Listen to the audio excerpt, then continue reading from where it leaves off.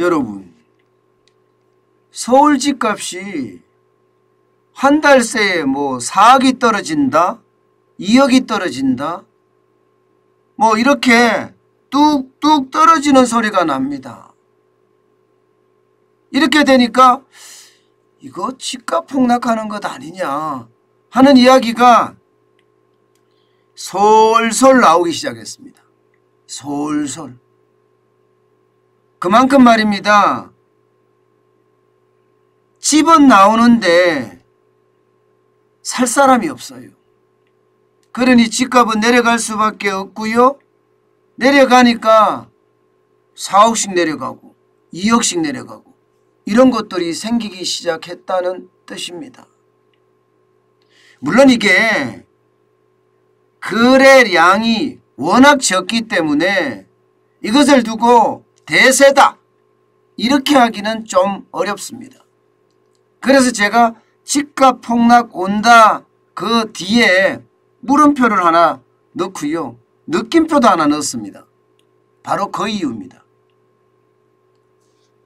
거래가 많이 일어나는 와중에 2억씩 떨어지고 4억씩 떨어지고 이랬다면 여러분, 이것은 진짜 대세 하락기 맞습니다. 그런데 거래량이 굉장히 적은 상태이기 때문에 이것을 가지고 대세 하락기다 이렇게 하기는 좀 힘들다는 점 미리 말씀을 드립니다. 자, 그러면 진짜 4억씩 2억씩 떨어졌을까요? 당장 말입니다. 잠실 리센츠 84제곱미터입니다. 한 달 새에 가격 차이가 무려 4억이 납니다. 4억. 한 달 새에. 굉장하죠? 이게 급건매, 그야말로 건매 중에서도 건매일 수도 있고요. 아니면 이게 특수관계 거래일 수도 있습니다. 그렇지만 국토부 실거래가 공개 시스템에는 분명히 4억이 떨어져서 거래를 했습니다. 그러면 4억 떨어진 거 하나 가지고 정환진 너는 집값이 폭락한다 이런 말을 하느냐 이렇게 말할 수도 있겠죠. 그런데 하나만 이렇게 떨어진 게 아닙니다. 자, 여러분 이걸 한번 보세요.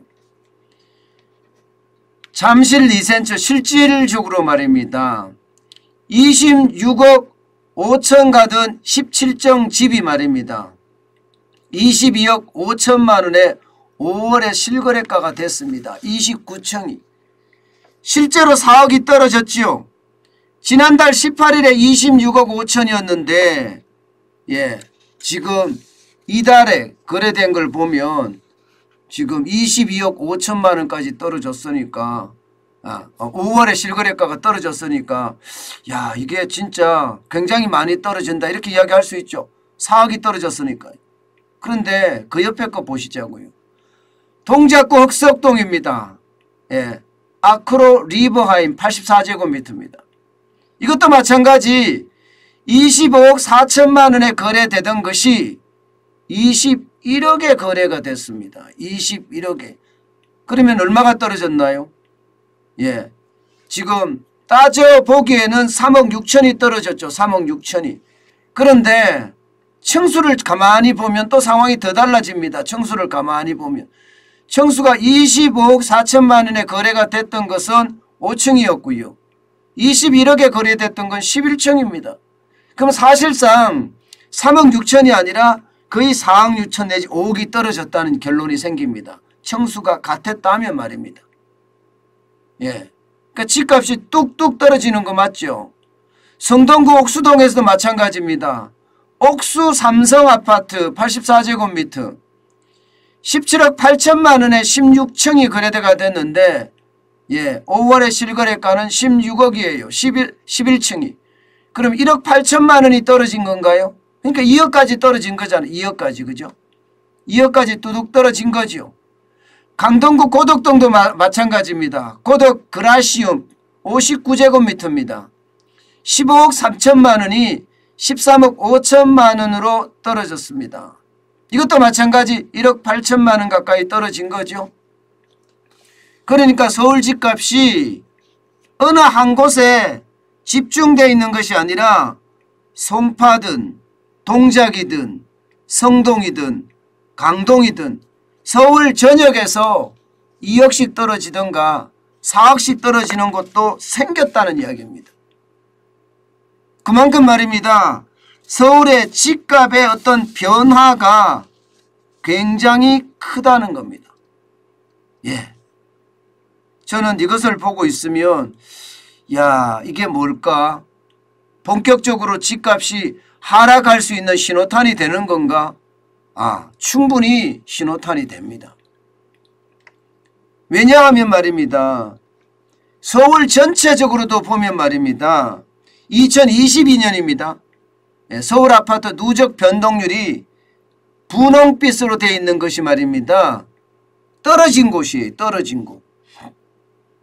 떨어진 곳이 25개 중에서 굉장히 많죠. 예. 올라간 곳은 중랑, 강남, 서초, 용산, 동작, 양천에서 이게 몇 개입니까? 6개 구인가요? 구로는 보합이니까 7개 구가 보합이라고, 보합 내지는 약간씩 올랐다고 치면 나머지 18개는 어떻게 되고 있나요? 18개는 다 떨어졌다는 이야기입니다. 도봉이 많이 떨어졌죠. 마이너스 0.4% 가까이 떨어졌고요. 노원도 마이너스 0.32, 강북도 마이너스 0.39, 지금 쭉쭉 떨어져서 성북 같은 경우는 마이너스 0.76까지 떨어졌습니다. 예. 그러니까 강북은 굉장히 많이 떨어졌죠. 강남도 마찬가지예요. 강동 보세요. 강동. 마이너스 0.15고요. 제가 있는 이 송파도 마이너스 0.03까지 지금 떨어지고 있습니다. 그러니까 굉장히 빠른 속도로 떨어진다는 이야기예요. 빠른 속도로. 예. 게다가 말입니다. 이게 서울만 이러느냐?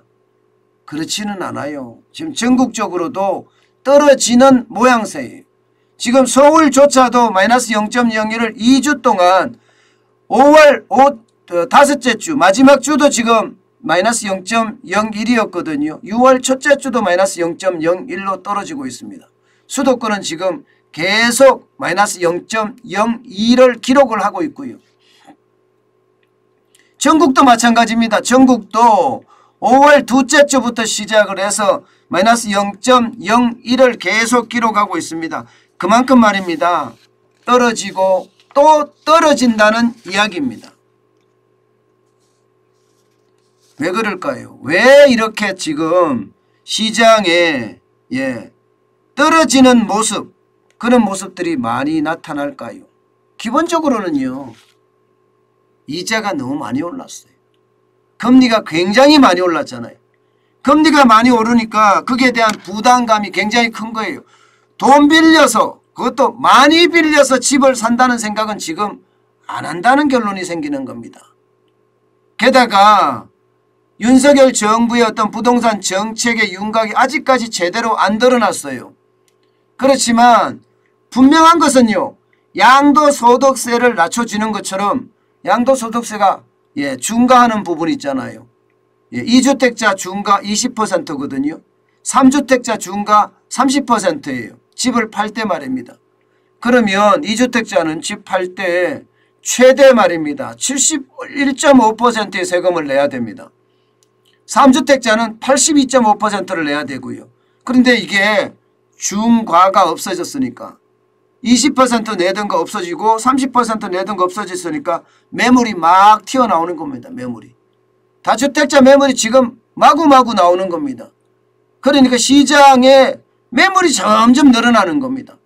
금리는 올라가죠. 매물은 늘어나죠. 그러면 사고 싶은 사람 입장에서는 어떨까요? 금리가 올라가서 돈을 마련하지 못해서 지금 사지 못하는 사람도 생길 거고요. 또 하나 매물이 너무 늘어나니까 더 기다려보자 이렇게 이야기할 수도 있습니다.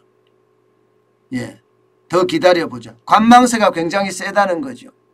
또한 말입니다. 여러분. 대출 규제 진짜 만만치 않습니다.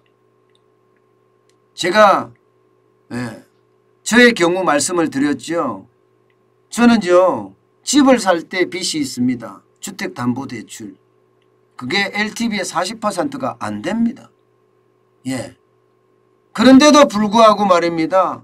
대출이 안 돼요. 신용대출을 제가 받으려고 가봤더니 여러분 700만 원 해준다고 하더라고요. 제가 매일경제TV 대표이사로 재직할 때는요. 그냥 1억까지 쉽게 해줬거든요. 예. 그런데 지금은 대출이 안 돼요. 저 같은 사람들이 굉장히 많을 겁니다. 아마 저 같은 사람들이. 예. 그러니까 대출 규제가 심하니까 집을 살 수 있는 여력이 안 돼요. 그러니까 삼박자가 동시에 지금 맞아 떨어진 겁니다. 삼박자가. 이자 올라가죠. 대출 규제했지요. 예. 여기에다가 예. 지금 물량까지 늘어나고 있습니다. 그러면 이자 올라가니까 겁먹어서 안 하는 거고 수요가 줄어들 수밖에 없죠. 대출 규제하니까 돈을 빌리고 싶어도 안 돼요. 수요가 굉장히 줄어드는 거예요. 반면에 세금을 깎아주니까 다주택자들이 마구 내놓으니까 물량이 늘어나거든요. 그러니까 물량은 계속 늘어나고 있고 살 사람은 그만큼 줄어들고 있고 당연히 집값이 떨어지는 건 당연하죠. 실제로도 말입니다. 여러분 물량 늘어나는 거 보세요. 예, 3월 9일 대통령 선거가 있을 때만 하더라도 서울 아파트 매물 추이는요. 5만 1,301건이었습니다. 그런데 6월에는요. 6만 2,818건이에요. 6월 9일 현재. 굉장히 매물이 많이 늘어나죠. 매물이 굉장히 많이 늘어납니다. 예. 그러니까 제가 늘 말씀을 드릴 때 그랬잖아요.